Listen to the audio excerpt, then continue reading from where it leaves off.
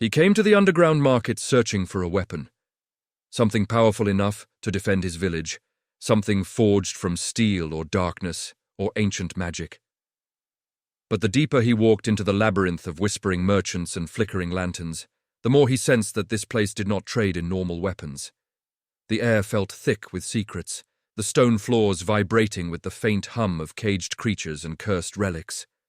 And then the merchant led him to a hidden corner, pulled back a dusty curtain, and revealed not a blade, but a girl. She sat chained to the floor, knees pulled to her chest. A heavy steel cage locked tightly around her head, as though sealing something far more dangerous than a face. The merchant leaned close and whispered, "Buy her. Stronger than steel. But never remove the cage." The traveler stared in disbelief, because the girl wasn't monstrous, nor feral. She was trembling, breathing fast, trying not to cry. And as he stepped closer, the cage shifted slightly, something inside responding to his presence with a faint metallic pulse, almost like a heartbeat. The girl raised her head, the bars of the cage casting fractured shadows across her skin, and in the smallest, most fragile voice, she whispered, "Please, if you're going to take me, don't let them hurt me again." The sound cut through him more sharply than any weapon he could have bought. This wasn't a weapon, they had turned her into one. He had come seeking power, but now he stood before a mystery wrapped in fear, tragedy, and something ancient struggling beneath the surface. And without knowing why, he felt fate shift, as if choosing her would change everything, not just for her, but for him, and for anyone who tried to stand in their way. The underground bazaar pulsed like a living organism, every corner breathing with secrets people were willing to kill for. The traveler moved through narrow corridors lit by flickering lanterns, past stalls selling venom-soaked daggers, cursed idols, and relics wrapped in chains. Merchants whispered offers, blood-forged axes, living whips, shadow blades that drank light. But none of it was enough. He needed something powerful, something that could defend his village from the warlord marching toward them. The head merchant noticed his desperation and beckoned him deeper, past guarded halls and sealed doors. The air grew colder. Stranger. More dangerous. Finally, they reached a hidden chamber where a single lantern flickered weakly, illuminating a small figure chained to the stone floor. The merchant whispered, "Your weapon." Confused, the traveler stepped closer, then froze. It wasn't a weapon. It was a girl. Young, trembling, and wearing a heavy cage locked around her head. "Stronger than steel," the merchant murmured, "but never remove it." And with that warning, the traveler's destiny twisted into something far darker than he ever imagined. She sat completely still at first, as if movement itself might trigger punishment. Her wrists and ankles were bruised from metal restraints, her posture small and protective.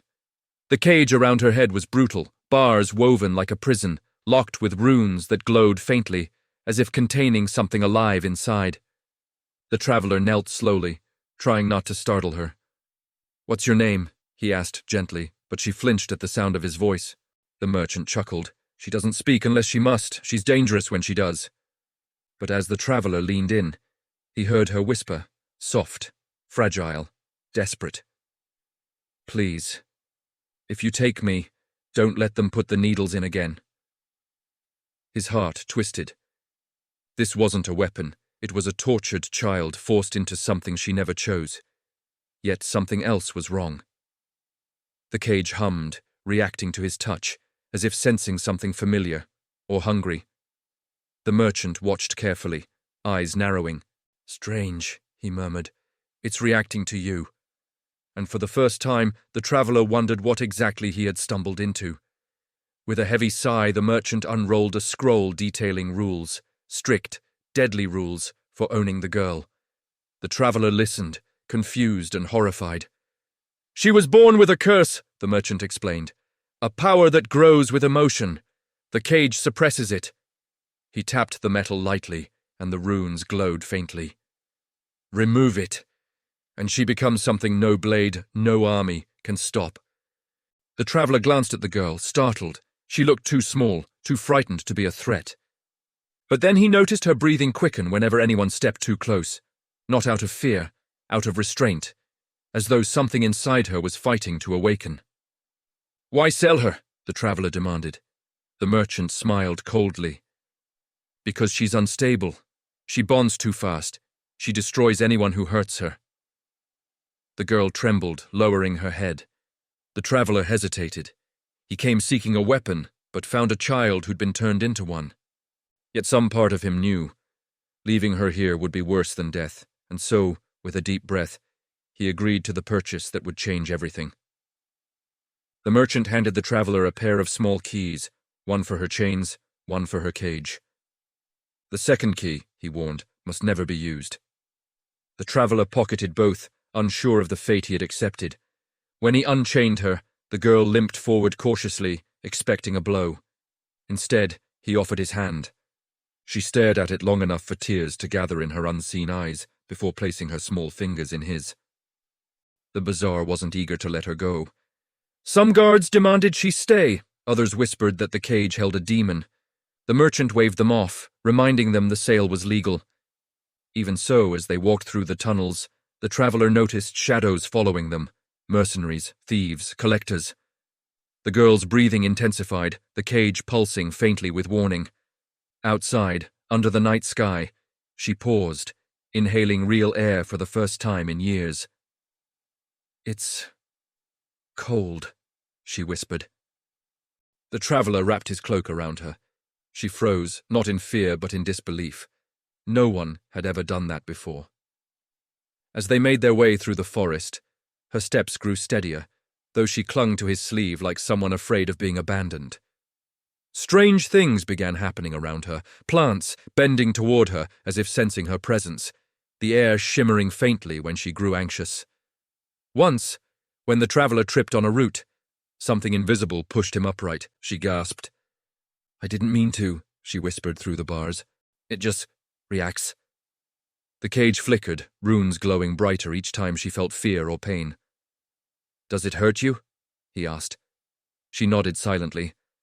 The traveler realized the cage wasn't only containing her power, it was torturing her every moment it did so. "They said removing it would kill us both," she murmured. "But sometimes I dream of seeing the sky with my own eyes." Her voice cracked. For the first time, he understood the depth of her imprisonment, and he felt something awaken inside him, not fear, but determination. If the world had chosen to make her a monster, then he would choose to make her human again. They were being followed. Quiet footsteps, snapping branches, soft whistles used by trackers. The traveler tightened his grip on the girl's hand and quickened their pace. The hunters were after her, not him. Buyers who wanted her power, soldiers who feared her existence, slavers who sought profit, and others who simply hated what they couldn't control. When a group finally stepped out from behind the trees, torches in hand, the girl froze. "Don't hurt him," she whispered through trembling breaths. The cage reacted violently, the metal shaking as the runes fought to suppress a surge of power. The hunters laughed. "Remove that cage," one said, "and she'll kill us all by accident." Another raised a crossbow. The traveler stepped in front of her. "She's not your weapon!" The hunters readied their blades. The girl sobbed. The cage glowed.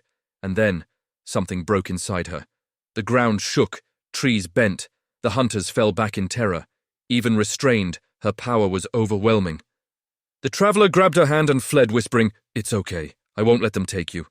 After hours of running, they found shelter inside a crumbling, abandoned tower. There, for the first time, she spoke freely. "I wasn't cursed," she confessed. "I was created."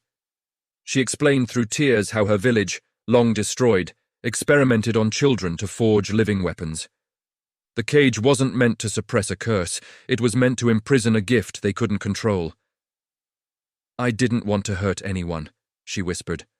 "But when they threatened the others, I defended them, and something inside me broke." The traveler listened in stunned silence. She wasn't too dangerous by nature. She was dangerous because they forced her to become someone she wasn't. "If you remove the cage," she warned, "I might lose control. I might hurt you." He placed his hand gently over the cold metal. "Then we learn control together." She inhaled sharply, shaken by the kindness she never expected. For the first time, she chose hope over fear, and the cage dimmed, as if responding silently to her trust. Dawn approached, painting the sky soft pink. The girl sat quietly beside him, watching the light through the bars. "Do you regret taking me?" she asked. He shook his head. "I came for a weapon, but I found someone worth protecting."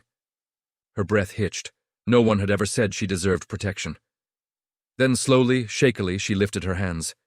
If you believe I'm more than this, then use the key." His heart pounded. One twist could unleash power capable of burning the world.